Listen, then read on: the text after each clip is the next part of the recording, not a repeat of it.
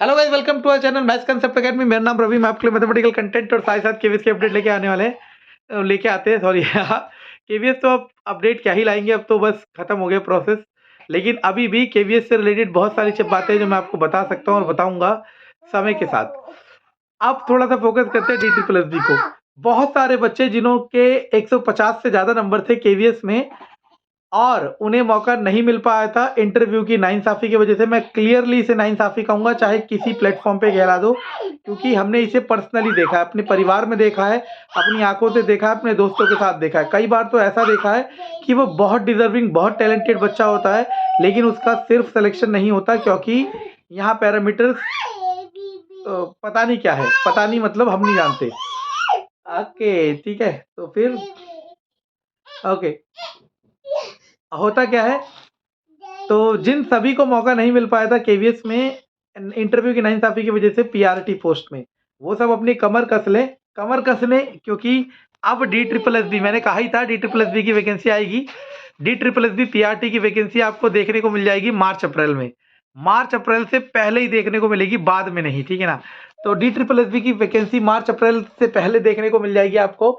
अब D triple S B की इतना देखने के बाद वीडियो आउट मत करना, पहले देखने को मिल जाएगी। लेकिन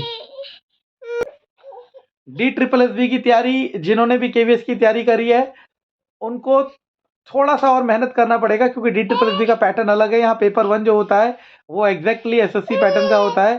तो अब इस चैनल में मैं स्टार्ट करने वाला हूँ।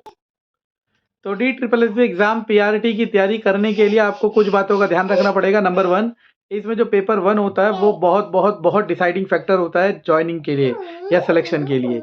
और जनरली बहुत बच्चे होते हैं लाइक केवीएस की या जो अदर एग्जाम की तैयारी कर रहे हैं, वो सोचते हैं हमारी तैयारी तो है और हम इस एग्जाम को क्वालिफाई कर लेंगे।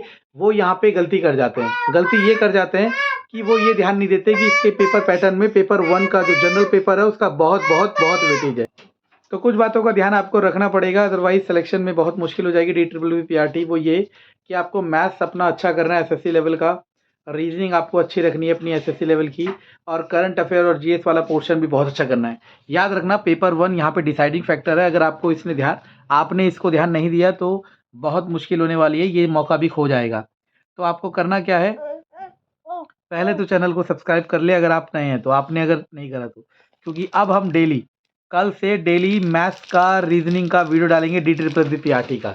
जो लोग कहते थे ना कि मैथ्स कंसेप्ट एकेडमी में मैथ्स कहाँ है, कंसेप्ट कहाँ है, शुरू की 800 वीडियो वही थी, अब दोबारा वही दौर स्टार्ट होने वाला है। और जो मेरा स्पेशलाइजेशन है, मैं आपको ऐसा मैथ करा दूंगा कि डी ट्रिपल एस बी में आपके मैथ्स में पूरे नंबर आएंगे, 20 में से 20 नंबर आएंगे, रीजनिंग में 20 में से 20 नंबर आएंगे, नो डाउट। चाहे आप किसी मैथमेटिशियन को, किसी मतलब जो टीचिंग जॉब के एग्जाम कराते हैं, एसएससी की तैयारी कराते हैं, किसी मैथमेटिक्स टीचर को चाहे आप फॉलो करते हो, मैं अपने आप पे चैलेंज कर रहा हूँ, मुझ पे उनसे कम नॉलेज नहीं है और उनसे कम डिलीवर भी नहीं करूंगा, ठीक है ना। मैं नहीं कह रहा उनसे ज्यादा हूं, लेकिन उनसे कम नहीं है, ये ओपन चैलेंज है, चाहे किसी के सामने करवा दो। लेकिन आप लोग फील नहीं करोगे, क्योंकि हमारे देश में क्या चलता है, जो जिसका सितारा चमक रहा होता है उसको सब नमस्कार करते हैं, वो सब ब्लेमबाजी बाद में करेंगे। इस बार केवीएस पीआरटी में मैंने कम से कम 30-40 सिलेक्शन दे रखे हैं, ठीक है। इस बार डी ट्रिपल एस भी मेरा, क्योंकि पेपर 1 का खेल है, इसमें देखना कम से कम शॉर्ट सिलेक्शन में देना चाहूंगा, और अगर मेरे से बच्चे जुड़ पाए तो जरूर देंगे। तो जिनको मौका का इंतजार कर रहे थे उनको मौका मिल चुका है। धन्यवाद।